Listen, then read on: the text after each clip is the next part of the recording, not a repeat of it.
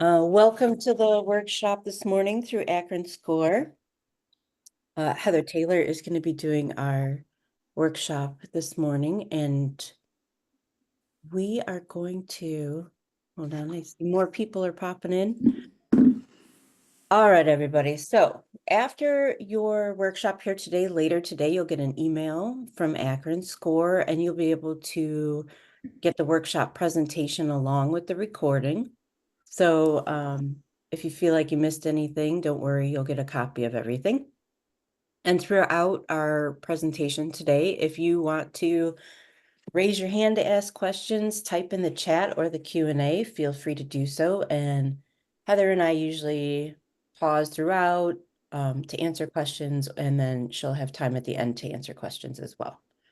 So with that being said, I will hand everything over to Heather. Awesome. Thanks, Laura. And thank you all for being here as an investment in your business. And hopefully you will have some great takeaways and nuggets that you can put into practice right away to help your social media marketing strategy and, hopefully getting started. So first of all, I always want to thank SCORE for having me. It's a fantastic organization. If this is your first webinar or you are not familiar with all of the products and services they have to offer, make sure you check them out at your local SCORE. Fantastic. And the price is right? There are tons and tons of mentors out there just looking to help new business owners or business owners in need. So make sure you check them out.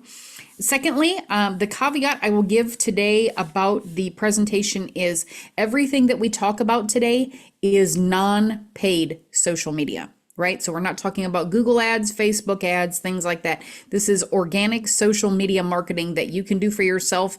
I will say at no fee because there is no free, and we will talk about that in just a little bit as well. So let's get started. I love to start my presentations with this particular quote because it's the truth. We don't have a choice on whether we do social media. The question is how well we do it. In this day and age, you do not have an option as a business owner to just not partake of social media if you want to reach those levels of success that we're really looking for, right? So it's just a matter of, do we do it well and do we do it effectively? Okay. So here are some social media myths that I like to dispel at the beginning because they can be troublesome, right? So the first one is social media is free. I promise you, social media is not free. There may be no charge, which is what we're talking about here today, right? Those platforms that there is no fee to partake in, but it's not free because we have to spend our time. And it's just like anything else, right? We're either going to spend time or we're going to spend money. So if we're doing our social media strategy and our implementation ourselves, we're spending the time. If we're hiring a professional, which is what I do, it's going to cost money, right? So there will be an investment. So please do not think it's absolutely free. The next is young people make better social media marketers. Absolutely not true. They may be more attuned to using different platforms, but I promise you it takes sales know-how and marketing know-how to do this. And so many young people don't have that skill set yet. So we have the skill set. All we have to do is figure out how to translate that into, okay, now how do I put that into action with my social media plan? Next, content should always highlight my products and services. No, not the case, right? We definitely want to get those out there. That's part of the cost of doing business or people following us is that, yes, we get to promote our products or services, but it shouldn't be all of our content. Right? Social media is called social media because it's an interaction. We ask questions. We seek opinions from our followers to keep them engaged and keep them in a conversation. And if we're constantly blasting specials and new product launches and things like that, it's not going to have the same effect. So yes, we're going to put our products out there, but we're also going to provide quality content that keeps our readers coming back for more, right? And last, social media gives people a venue to bash my company. We've all gotten those trolls, those who want to, yell the loudest on social platforms, or we're afraid we're going to get a poor Google review, or, fill in the blank, whatever we're afraid of. They have those platforms anyway, right? If somebody wants to get online and bash you, they can do that without you having social media marketing. So I just want you to not be fearful. There are ways to deal with those kinds of trolls, right? There are safety measures put in place for that. And, many times the platforms will work with us. So I would not like to see anyone not partake in social media marketing because they're afraid of a bad review or someone putting a bad comment. Comments can be hidden, reviews can be removed if they're false. So please do not have that fear going into this. We need to have our minds clear and ready to do what we need to do to be successful on social media. So first since this, I will tell you, this is a strictly 101 webinar, right? This is everything, from the ground up. So this is going to be informing you of platforms, what kinds of things to post, things like that. We have a series that will feature specific instruction on the different platforms coming up again starting in October. With Akron Score. So if you're looking to do a deep dive into a particular social media platform, we actually have those available. So this is just kind of a 360-degree overview of all things social media marketing. I will tell you the one I have not incorporated yet is TikTok, but it's very similar to Instagram. So you will get a nice cross-section of the different platforms, who are on them, and that will help you determine which platforms you should be using for your marketing. So first of all, Facebook. I can almost imagine there's no one in the room who's not familiar with Facebook. It is still Goliath, right? Huge amounts of followers. Pretty much everyone's on there except our kids, right? Like my son is on there, but he's not on there. So wonderful platform, very broad reaching. Instagram is funny. So it's also owned by Meta. So Zuckerberg owns both, but Instagram is the exact flip of Facebook when it comes to content. So on Facebook, you lead with your content and support it with a picture. On Instagram, the picture is what leads, and then the copy is what supports the actual photograph or graphic that's up there. So just a little bit different. This is Maroc Gourmet Soups. Is actually a gentleman I met on a SCORE presentation. So I'm very excited to share his Instagram feed. LinkedIn, I will be honest with you, as a business to business marketer, meaning businesses are my end, those are my top prospects. LinkedIn is my number one favorite platform, but you can also use it if you're a business to consumer business as well. So here is a little preview of a LinkedIn company page. We start out on there as individuals. So we have our personal profiles, but then we also create company pages, which is what you see here. X is formerly Twitter, right? This is my friend Anne, who is a huge supporter and often on these calls.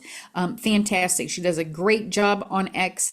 I will tell you, this platform is used primarily for people who are seeking news, as opposed to just kind of informing or using for buying decisions. X is probably not the one you want to start with, but I at least wanted to give a little bit of feedback, and we'll get into the demographics here in a little bit. Pinterest, for any mom in the room, I'm betting you've been there at least once. This is my girlfriend who has an Etsy shop. She has a Pinterest page. It's a fantastic platform, especially if you're trying to reach the female demographic. YouTube, second biggest website in the world. Number one would be Google, right?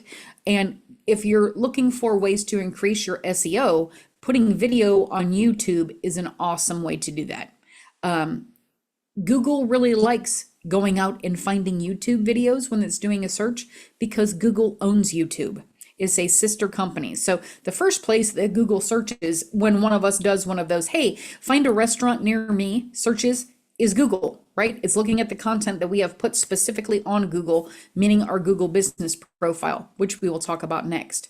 The second place it goes is YouTube. So if you have a very cool YouTube channel, it's comprehensive. You've, optimized all of your videos to have that great SEO and search content in those, you will do fantastic in search if you use YouTube. And then Google Business Profile, right? It's that little fun thing that pops up on the right of the screen or up on your phone as you do a search.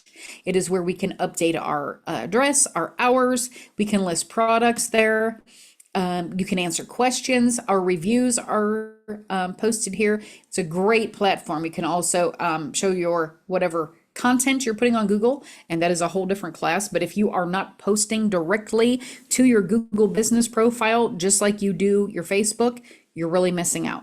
right? It's kind of that, I know you guys have seen the meme of Spanky from Our Gang throwing money out the window. That's what we're doing if we're not posting content to Google. Not talking about Google ads, I'm talking directly to your Google business profile. And then you can list your other social platforms below, just like you see here. So this is what I affectionately call the non-sexy portion of the show, where we talk stats and demographics, because if we don't know where our target market is, how do we know which platforms we should be using, right? So this is going to give you kind of a deeper dive into, okay, who's on what platform and where should I start? Okay. Facebook, we talked about that. I'm going to move this little thing. I've got something right in front of my words here. Most widely used social media platform, 2.9 billion. That number's going to be pretty hard to match. Some come close, but nothing has overtaken Facebook. I don't see that anything will for some time. 74% of users use the site at least once per day. That is huge when it comes to the numbers of traffic, right? If that many people are in there every day, is it a place we should probably all be as a business? Probably. 200 million small businesses are using Facebook pages. That's not a minority, right? We need to make sure that we have a presence on Facebook because people are going there on the daily. Facebook skews more female. These are very ancillary demographics for you, but at least gives you an idea, right? 75% of women, 63% of men are using Facebook today. Here are the biggest demographic groups that are using it. So still that 25 to 49. What I will tell you is the 55 and up demographic is the fastest growing demographic group. So if you're looking at hitting that, aging, I'm not going to say boomer because it's still a little bit younger than boomer, but those folks that are kind of in that sandwich, right? This is the great place. They're still on there. This number at the bottom, I'm not going to go over it on each slide, but for whatever reason, Hootsuite picked this number as the income level to let you know, kind of where people are. So you'll see this on each demographic. For me, it does not hold a lot of water, but I did want to share it in case an income demographic is important to you. Instagram right behind Facebook, right? 2.4 billion users. 71% of businesses in the US are using Instagram for their marketing. Huge number. And if you're using it for Facebook, why not use it for Instagram, right? Instagram helps 80% of its users decide to buy a product or service. As a business, I love seeing numbers like that, right? I love that they're taking people right down the pathway of opening their wallets and spending with whomever they find on the platform. It's a great way to get people to your website and ultimately to make that buying decision. Skews more female, but you can see only 43% of women, 31% of men are using the platform. I will tell you, my mother is 68 years old. She is on Facebook every single day and never gets on Instagram. So there is a big fringe of people who are still only using Facebook. Just a heads up there. Largest demographic, no shock, 18 to 30. And then 42% of the users make more than that number each year. LinkedIn, again, my favorite. I will tell you, as a B2B business, especially in the arena that I work in, I get probably 95% of my business that actually comes from social media marketing, from LinkedIn and Google. The other two for me are kind of that ancillary thing that I do because as a social media specialist, people go and see if I have a Facebook, but they're not making a buying decision from my content on Facebook. So just a heads up, we can be on there for different reasons, right? I may not be on Facebook to try and target my target audience. I may be on there as a verification tool, right? Yes, I'm a real thing. Glitter Girl is a real entity. So for me, that's why I use Facebook and Instagram. And do I get comments on there? Sure. Do people read it? Yes. But it's not helping me move the needle toward that next great client relationship. So just a heads up there. 830 million users. You can see a marked drop. It's about a fifth of what is on Facebook or Instagram. 58 million companies are on LinkedIn, and a lot of them are using LinkedIn's job opportunities tools. It's a great opportunity to find your next great employee if you need that.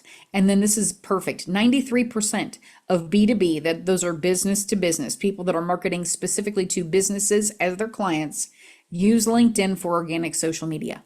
93%. It is the most trusted form of social media. because LinkedIn is kind of like Facebook in a suit, right? It's just a different echelon, right? You're not using LinkedIn to find out what kind of potato you are or to, post funny cat ninja memes. It's a different kind of a platform and takes it up a notch. Skews again more female, but you can see 75% of women and 63% of men are using the platform. 25 to 49 skews a little bit older, which totally makes sense. Although millennials and Gen Z are using it quite a little bit because they're learning, wow, this is where, the professionals go.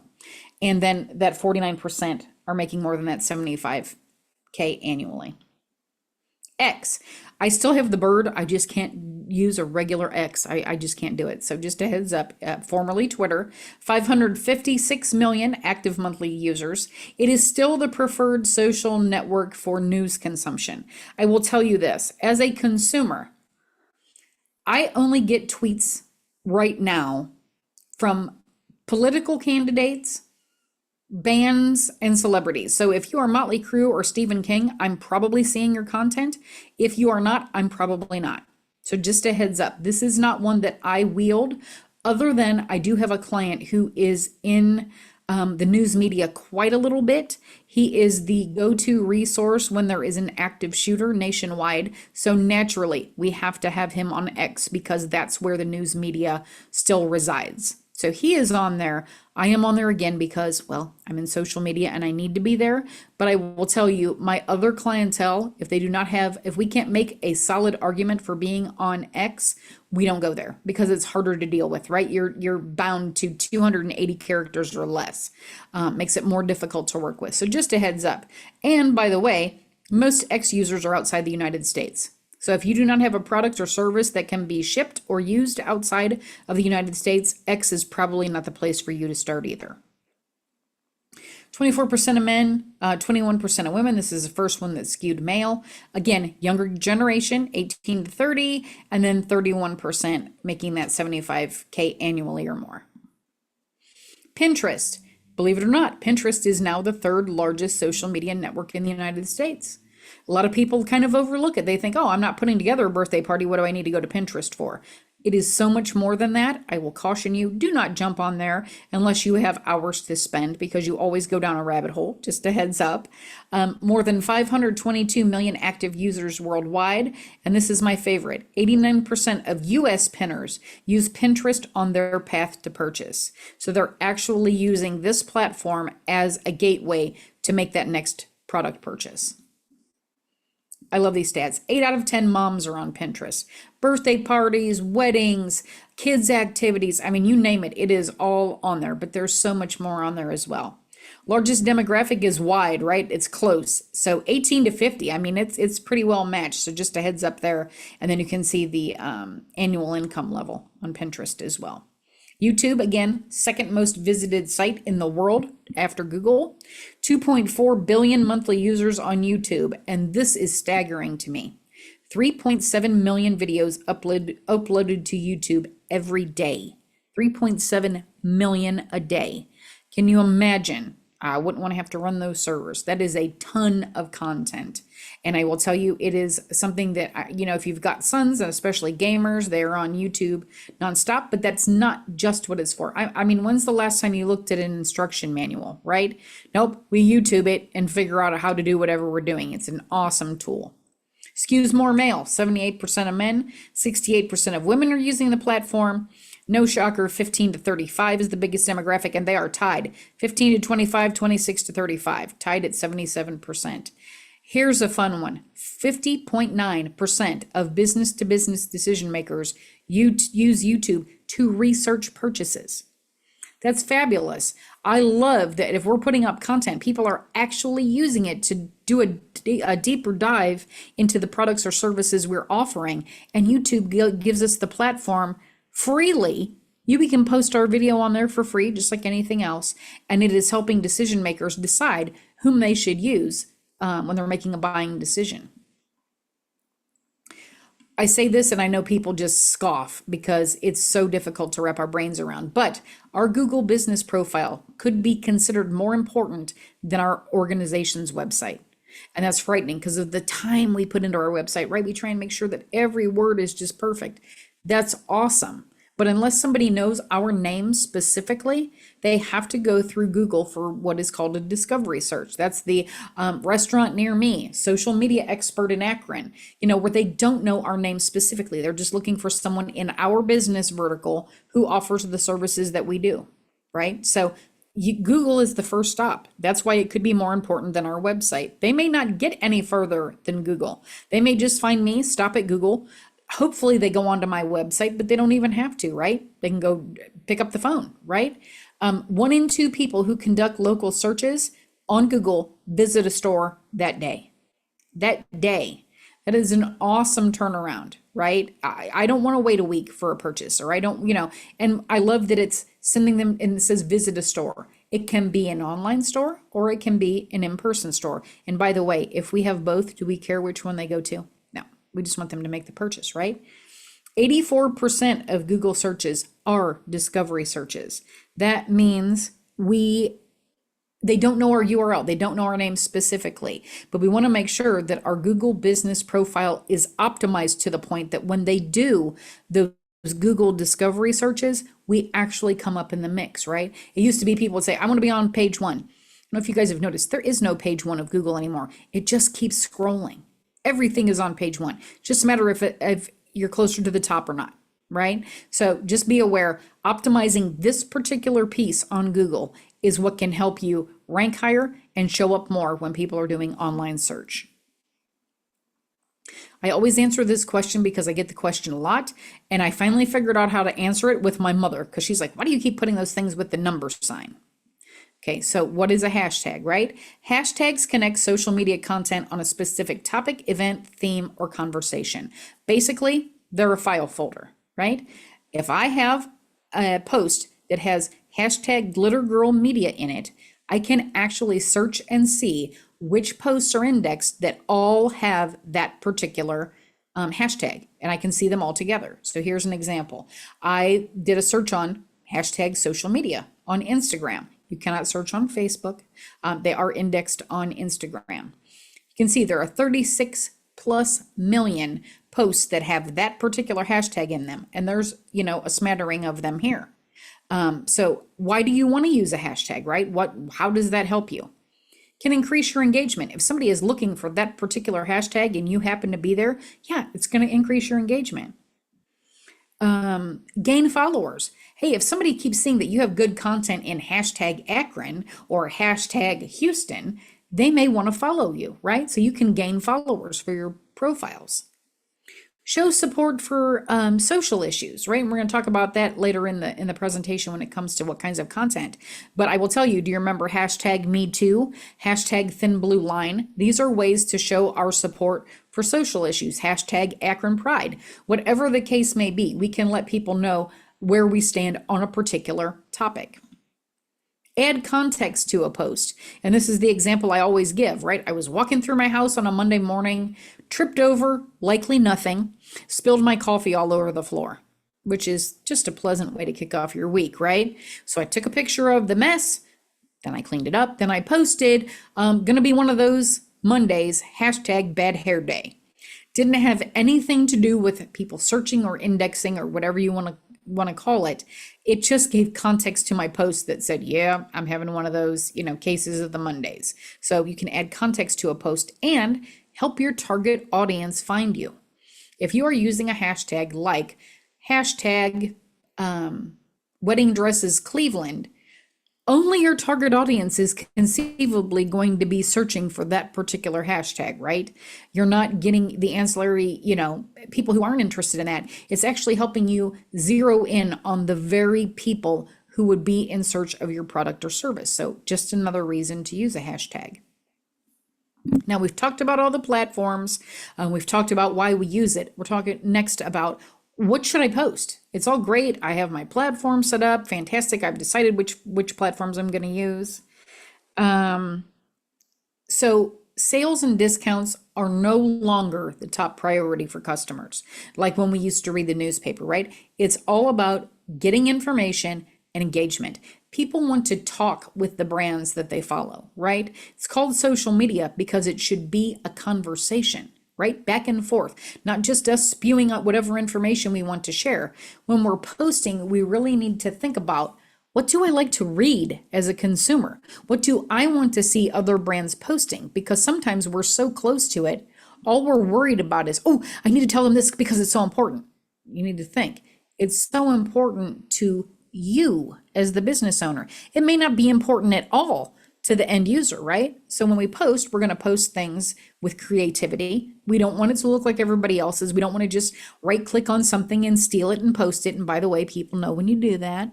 So don't do that. Be creative. You want to make connections, right? You want these people to keep coming back.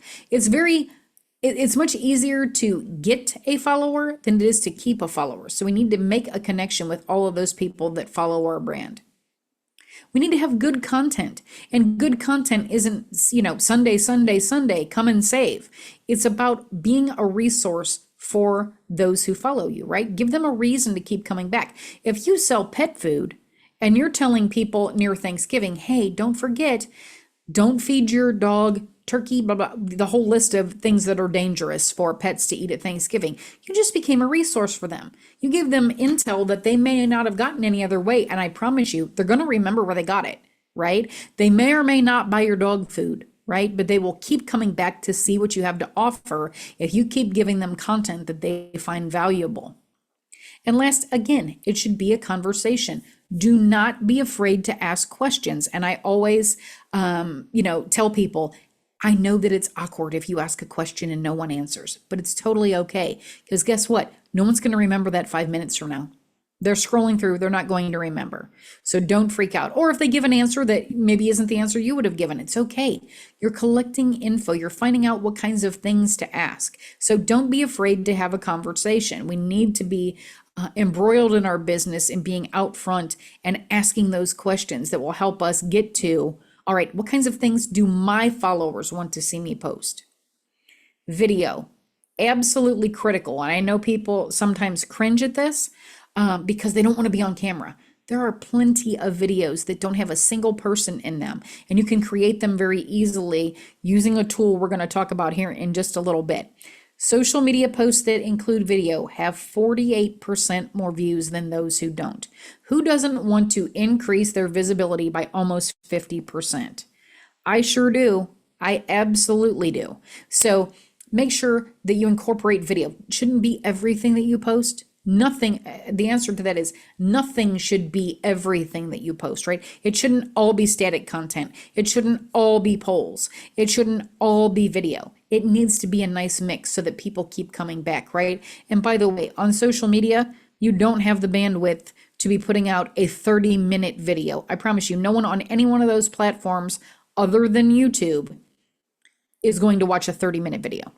That's just not how the platforms work. So nice short content, 59 seconds or less on most platforms. Google Business Profile, yes, you can post video too, needs to be 30 seconds or less, but make sure you're incorporating video. Socially conscious marketing, I told you, if hear that if your brand associates itself with a particular cause, you can absolutely put it out on Facebook. You can put it out on LinkedIn. Just be aware. Some things can be divisive, right? I will tell you, saving the planet and recycling, probably not as divisive as some of the other things we're going to talk about. Taking care of animals, you know what I mean? Suggesting that people, stop animal abuse. You're probably not going to get a lot of pushback there. Everybody can get behind treating something nicely, right? But when you're talking about things like, human rights, you're talking about thin blue line and police support, those things can be divisive even if you don't mean them to be. So just be very, very aware that if you're posting socially conscious marketing that has you on one side of the aisle or the other, you're going to probably be being divisive, even if you don't mean to, and some of us do. If you don't mind stirring the pot, that's okay, but just be aware you may be alienating half of the pool of prospective clients that you have. And if you're okay with that, that's fine, but just be aware that's totally what could happen, okay? Here's some examples. Posts from the Pride Fest,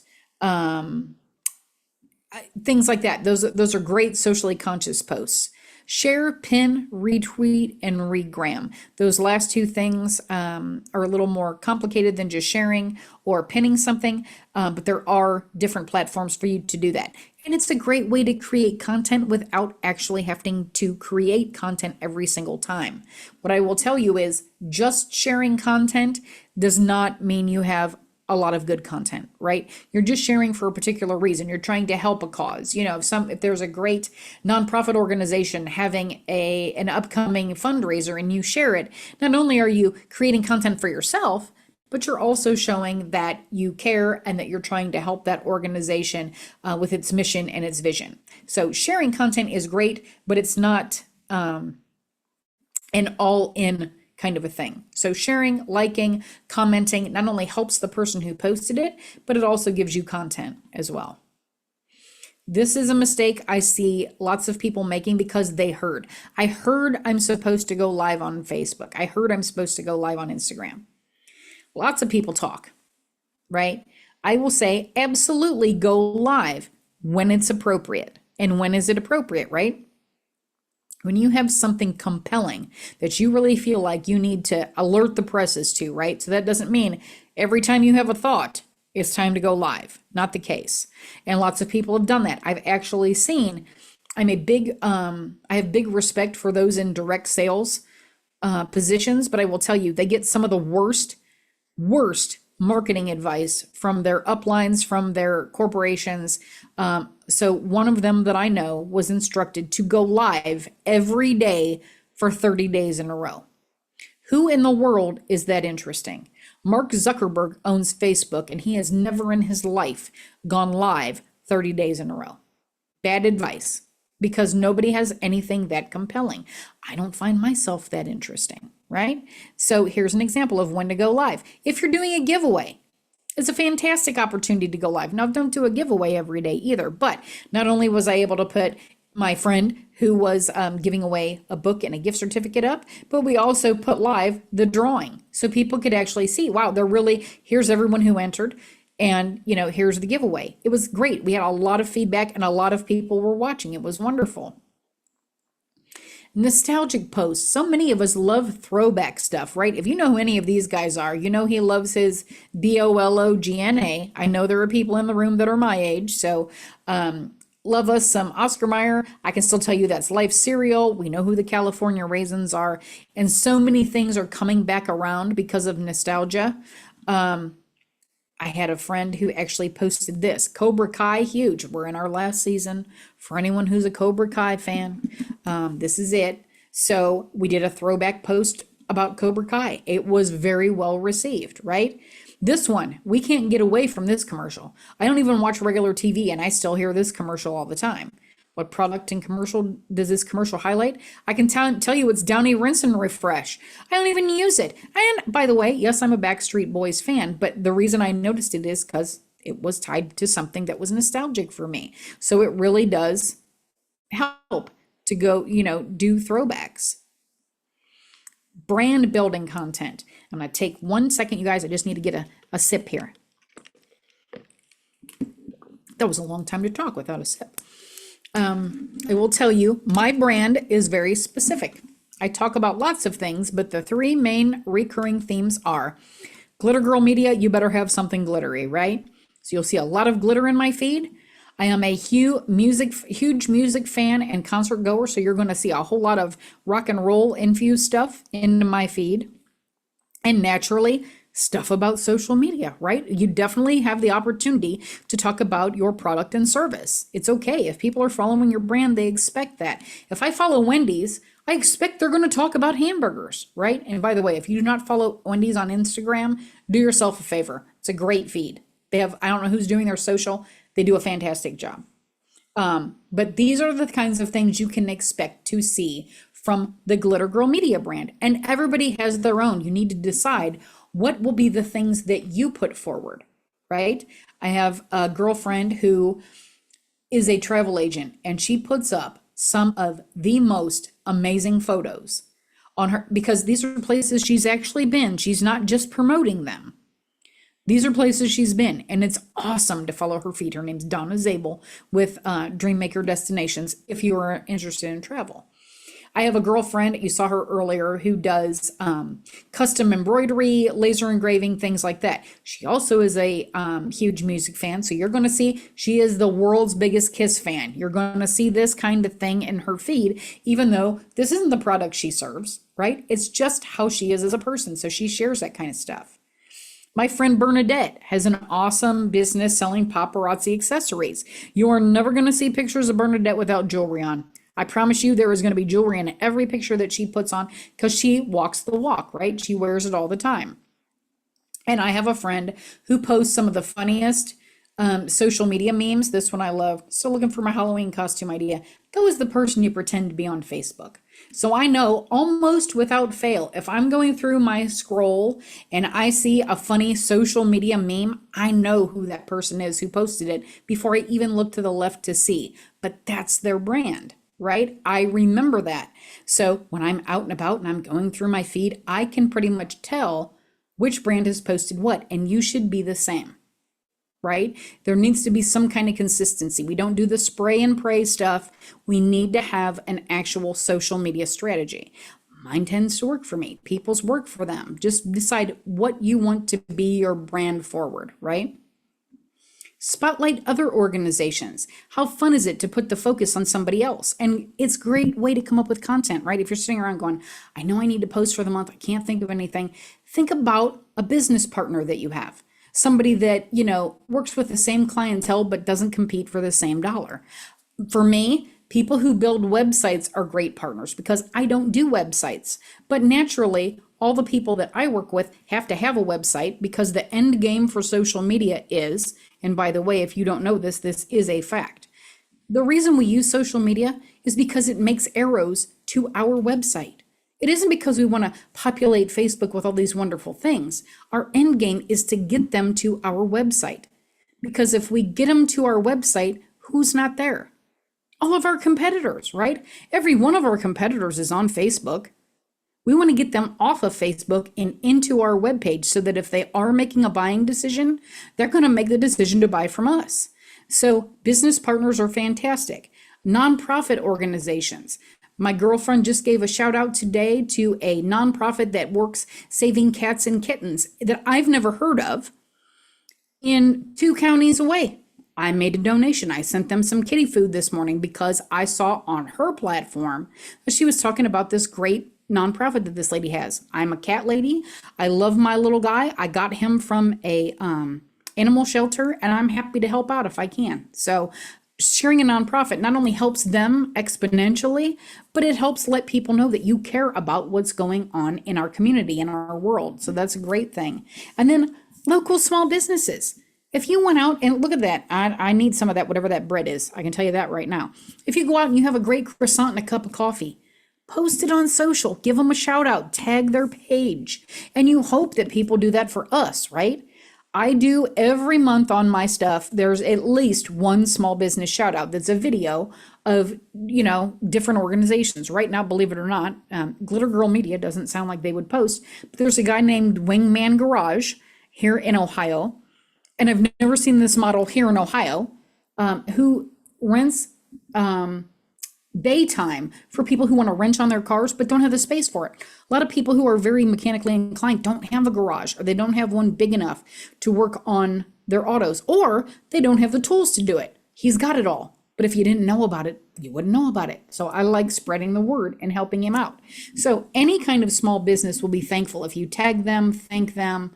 It doesn't always have to be negative press, right? People are so reticent to post, I had an awful opportunity or an awful experience here. How about we do it for people that we do enjoy doing business with, and we help them and we help us. We look positive because we're doing positive things, and it helps shine the spotlight on them. This is a great way to create content. Here's an example. My friend Max owns Max Air Comfort. Great guy. I thought my heat was out one morning, and it was one of the busiest mornings in the world because, of course, everybody's heat's out. It was like negative a million degrees. He was going to drop everything and come out and check on me to make sure everything was okay. It was not off. It just was running so slow because it was so cold. Everything was fine, but I wanted to give him a shout out A, to let people know this guy's awesome, use his service. And B, as kind of a thank you. Thank you for thinking of me. Thank you for being ready to help me. Here's a way I can help you. Didn't cost me a dime other than a little bit of time, right? Great way to just give a shout out. This is where I got my Miko. I'm a proud cat mom. Whenever they have things that come up, if they're short on cat food, if they need more blankets or toys, I always am reticent to help them because they help me. They gave me a new 4-legged family member. I'm happy to help them with their mission. It's a great organization. Just another example. So you've got all these ideas and you're ready to post and you're like, this sounds awesome. But guess what? I'm a business owner and I'm busy and I'm wearing every hat and I have to handle this and this is coming up and then I have to go home and handle that. How do I accomplish all the stuff? I believe everything you said, Heather. I know Glitter Girl knows what she's talking about, but how do you get it done? You need to be scheduling ahead of time. Find a third-party platform and make sure that you are scheduling everything ahead of time. If you do not have a scheduling platform right now you can schedule within each platform ahead of time, to my knowledge. I don't do that because I don't want to go into, I'm posting to usually 8 platforms at a time, and I don't want to do every post in every one of those by hand. So if I go to Hootsuite, Buffer, Sprout Social, those are just some examples of third-party platforms that you can use to schedule ahead of time. Depending on the platform, there are different fees. There are different lengths of time, meaning how far out you can post. So you have to look at them all specifically. I will implore you, and I think that most of them are finally catching up. Make sure you find one that will post to your Google business profile. At one point, some of them did not, and I don't know who's caught up and who's not, but just a heads up there. Some have fees, some are free. Free will definitely be more limited. It may limit you on the number of platforms, the number of posts, how far out you can post, but just do some research and find one that's comfortable for you. Because you're going to be on there a lot, conceivably, right? If you do not have a resource to make graphics, I implore you, check out Canva. Out of every tool that I have for my business, I use Canva more than anything else. Canva is fantastic.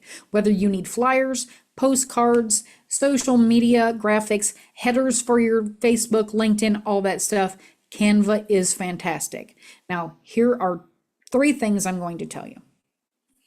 To use Canva free, makes sense, is $0. It is very limited. I'm going to tell you the $119 per year that I plunked down for Canva Pro, which gives me access to every template, every picture, everything on Canva. I am never more happy than the day that I spend that money. It is less than $10 per month, and I promise you, it is a game changer for anyone who is in charge of making any graphics themselves. Pay the money. I promise you, it is worth every dime. I promise you. If you have a team that helps you create things, for $300 per year, you can have up to 5 people using the same Canva account as a team.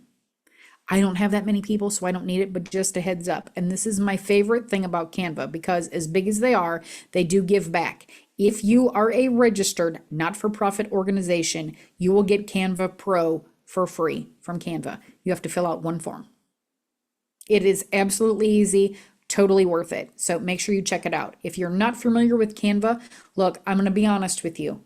This is a platform that I fought getting on. And I don't know if you guys do any kind of graphics. Corel is as outdated and awful and non-user friendly to use as it gets. And that's what I was using before I went to Canva. The tools in here are incredible. Okay. If you need help learning how to use Canva, contact me. I often do webinars on how to do that.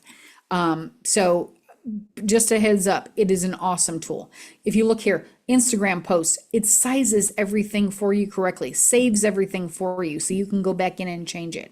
I'm telling you, I get no kickbacks from Canva, but I promise you, giving out Canva tattoos, I would get one. That's how into this platform I am. And it's constantly changing and improving. It is wonderful. If you need any kind of graphic, I don't care if it's a birthday card. If you want to do a little birthday graphic to put out on Facebook, it doesn't have to be business. This is an awesome platform. Okay, I have prattled on for 45 minutes straight. I'm going to open it up to questions. Happy to answer anything that you have. Like Laura let you know, you're going to get this whole presentation sent to you. But here's what's going to happen, because it happens every time. 20 minutes from now, you're going to go, shoot, I wish I would have asked this. If you do, here is my email. Make sure you email me or text me. Calling is difficult because I'm in and out just because I have two businesses that I run. But I would love for you to contact me with any questions you're either not comfortable asking here or you think of later. Also, if you have particular questions specific to your business, let's have a coffee.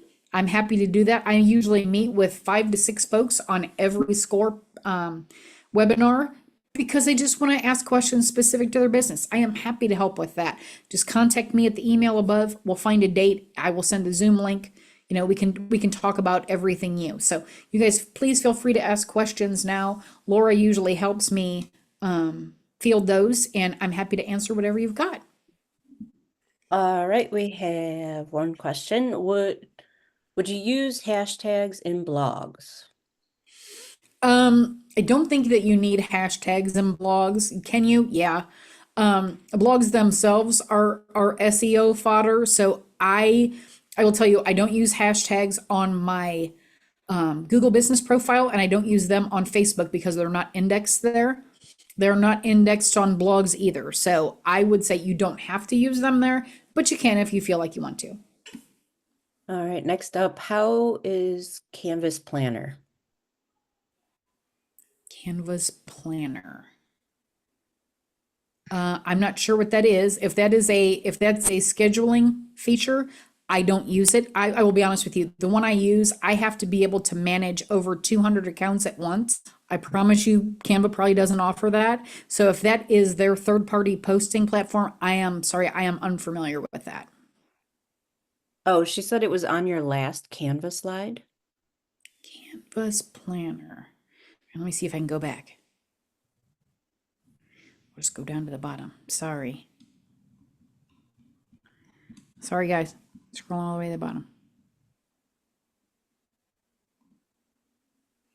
Going back.